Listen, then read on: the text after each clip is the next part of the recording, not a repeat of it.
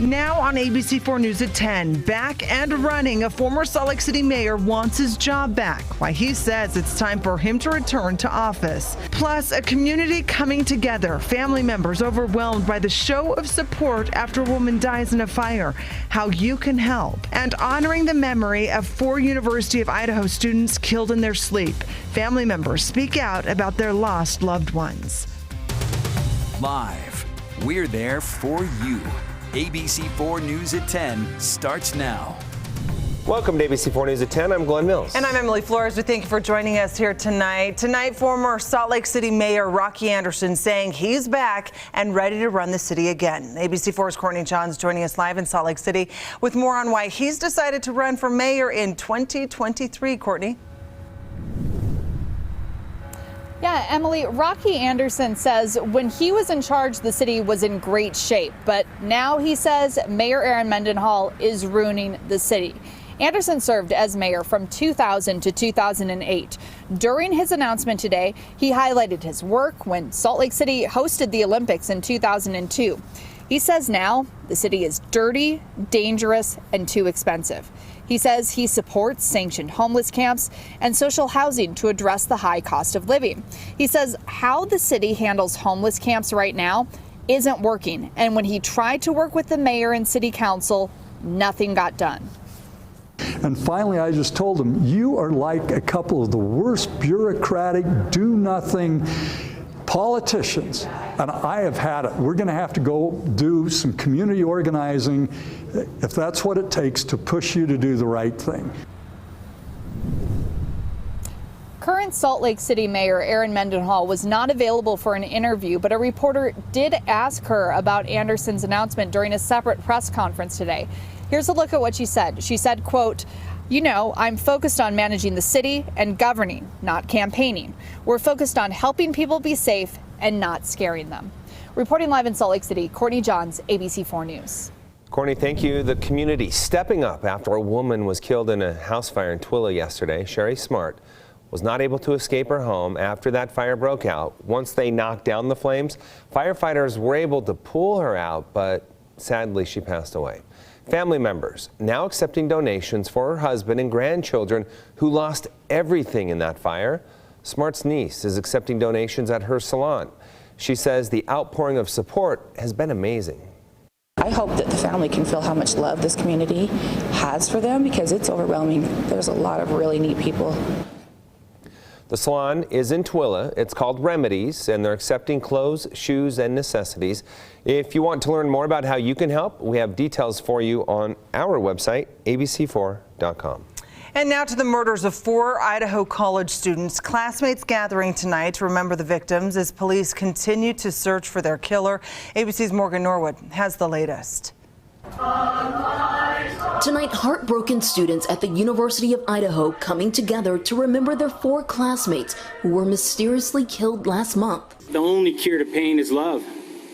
It's the only thing that's going to heal us. The killer has not yet been caught and authorities have not named a suspect. The Moscow police chief telling ABC's Kana Whitworth he believes this was a targeted attack. We're painting a picture. We're trying to pull the pieces in that will help give us the before, the during, and the after, and that takes time. 21-year-old Kaylee Gonsalves, her lifelong friend Madison Mogan, and another roommate Zaina Kernerdle, along with her boyfriend Ethan Chapin, were stabbed to death in their off-campus house earlier this month. The father of Kaylee Gonsalves desperately searching for answers. I haven't earned the ability to grieve the way that I want to grieve. I want to be able to have justice first. Investigators tell ABC News Kaylee made several comments to friends and family about a possible stalker. The police chief says detectives are looking into that possibility. I think the community and the family members really want some assurances from you that this will be done. Can you offer that? What I can offer is that we are going to work continuously, and we're going to provide as many answers as we can, and we're going to do the best job we can. Morgan Norwood, ABC News, Los Angeles. A pedestrian is dead after getting hit by a car in Salt Lake City. This all happening at 21st East and 13 South near Bonneville Elementary. Police telling us the person was in a crosswalk when they were hit. The person's name and age have not been released. We learned information that that person had actually died from their injuries. The driver did stop and remained at the scene. Police say this is the 24th traffic-related death in Salt Lake City this year. And we are learning more about two families rescued while stranded in backcountry snow. First, in Wasatch County, a family of 6 got stuck in the snow Friday while looking for a Christmas tree. Then in Iron County, Sunday night, a dad and 2 sons were stranded for several hours in their side-by-side in Schertz Canyon. So more than a dozen search and rescue crew members used a drone to find the dad and his boys and used side-by-sides to reach them. They dug a path to get the family's vehicle free. The kids were reunited with their mother, and the family made it safely off the mountain. Then the family looking for a Christmas tree was lucky. They still had cell phone service when they got stuck on a backcountry road. Teams found and rescued that family but had to leave their car behind. Search and rescue teams warning people traveling in remote areas, especially during the winter, to always be prepared with an emergency kit that should include cell phone chargers, a first aid kit, a shovel, gloves, and blankets. Time now for a first look at the weather forecast with Chief Meteorologist Alana Brophy. Yes, and we have some activity on the way, Alana. An active pattern settling in. We had a break today from the stormy pattern, but that will change as we roll into tomorrow. Let's start with our satellite, giving you a really good idea of the area of low pressure coming from the Pacific Northwest. That front is going to track closer to the Beehive State. Increasing clouds out there right now. You see in the last couple of hours that cloud cover bulking up in northern Utah. The high pressure that was in control slowly going to break down. We're getting some warmer temperatures as the clouds move in and kind of blanket the valleys in the north. I'll show you what I'm talking about here when it comes to those numbers.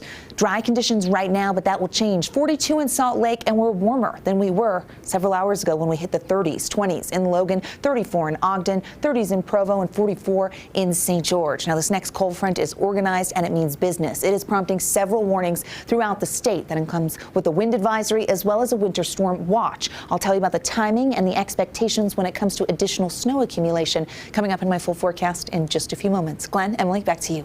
Thank you, Alana. In northern Utah, a police chase turns into a shootout ending on I-15 in Layton.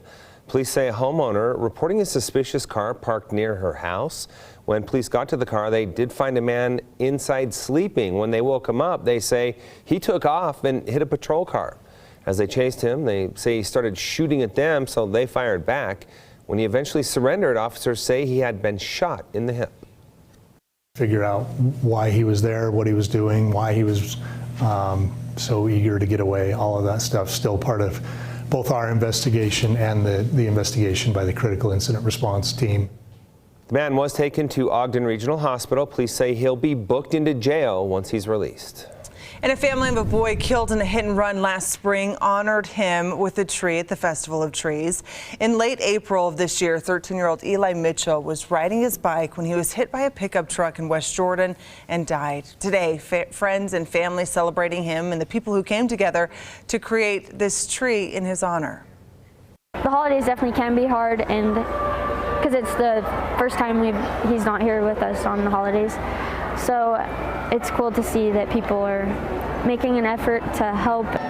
The tree is filled with Harry Potter decorations showing 13-year-old Eli Mitchell's favorite moments from the books and movie series.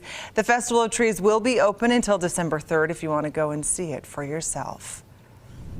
Coming up, Congress takes action to prevent a railway strike, the steps it's taking to keep the deal on track. And severe weather across the country. We'll have a glimpse of the devastation left behind by tornadoes in the southeast U.S. And a pretty shot of sunset from North Salt Lake. Thank you to Lauren Warner for sending that our way. Nice pop of color. You can see there were a few clouds in the sky. That's going to change as we head into the overnight. Just one of a few changes as our next storm targets Utah. What you need to know in Utah's most accurate forecast.